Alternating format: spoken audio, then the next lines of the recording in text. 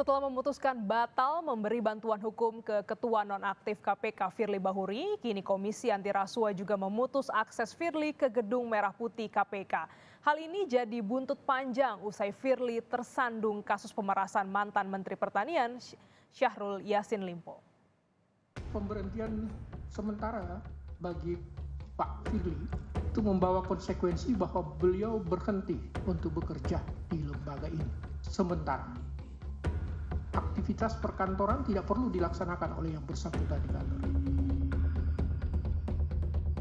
Langkah tegas ditunjukkan Ketua Sementara KPK Nawawi Pomolango usai dilantik Presiden Joko Widodo. Dalam konferensi pers, Nawawi menegaskan soal pemutusan akses bagi Firly Bahuri ke Gedung Merah Putih KPK. Langkah ini diambil setelah Firly diberhentikan sementara usai resmi jadi tersangka kasus pemerasan Menteri Pertanian Syahrul Yassin Limpo. Firly diminta tak lagi berkantor dan mengambil semua barang miliknya di KPK. Pemberhentian sementara bagi Pak Firly itu membawa konsekuensi bahwa beliau berhenti untuk bekerja di lembaga ini sementara. Aktivitas perkantoran tidak perlu dilaksanakan oleh yang bersangkutan di kantor ini. Kedatangan beliau di kantor ini cukup sebagai kami perlakukan sebagai tamu undangan dan sebagainya. Terlebih lagi bahwa tadi laporan Setpim kepada kami barang-barang inventarisir lain barangkali dari yang bersangkutan masih ada di ruangan yang bersangkutan. Jadi mungkin besok lusa mau diambil, ya prosedurnya dengan masuk melalui depan itu, tidak dalam akses seperti kemarin-kemarin. Tak hanya itu, sebelumnya KPK memastikan tidak akan memberikan bantuan hukum kepada Ketua KPK Nonaktif Firly Bahuri dalam kasus pemerasan. Keputusan ini berdasarkan pada peraturan pemerintah terkait dengan hak, keuangan, kedudukan, protokol, dan perlindungan keamanan pimpinan KPK. Keputusan ini diambil dalam rapat pimpinan bersama pejabat struktural Biro Hukum KPK. Hasil pembahasan, pimpinan KPK sepakat untuk tidak memberikan bantuan hukum terkait penyidikan perkara dugaan tindak pidana korupsi yang sedang berproses di Polda Metro Jaya, begitu ya.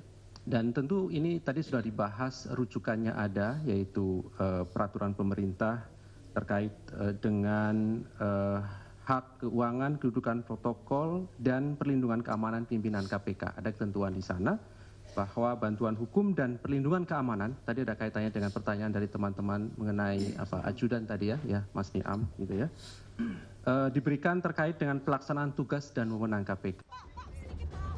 Mantan Kabar Eskrim Komjen Ito Sumardi menegaskan, status Firly yang bukan lagi Ketua KPK akan lebih memudahkan penyidik dalam proses pemeriksaan hingga penahanan Firly. Diperiksa sebagai saksi kan beliau masih secara aktif menjadi Ketua KPK ya, tentunya ada kegiatan-kegiatan yang tidak bisa ditinggalkan yang lebih penting.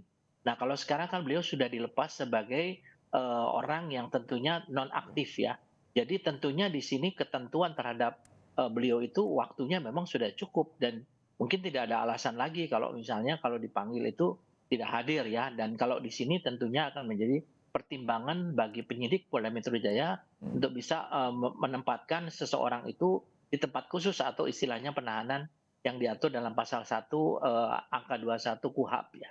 Firly Bahuri dijadwalkan menjalani pemeriksaan perdana sebagai tersangka Jumat 1 Desember di Bareskrim Mabes Polri.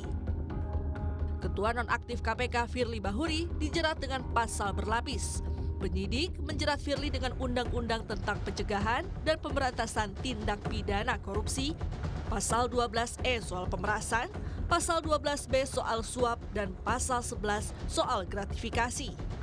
Firly Bahuri pun kini terancam pidana penjara paling lama seumur hidup atau penjara paling singkat 4 hingga 20 tahun serta denda maksimal 1 miliar rupiah.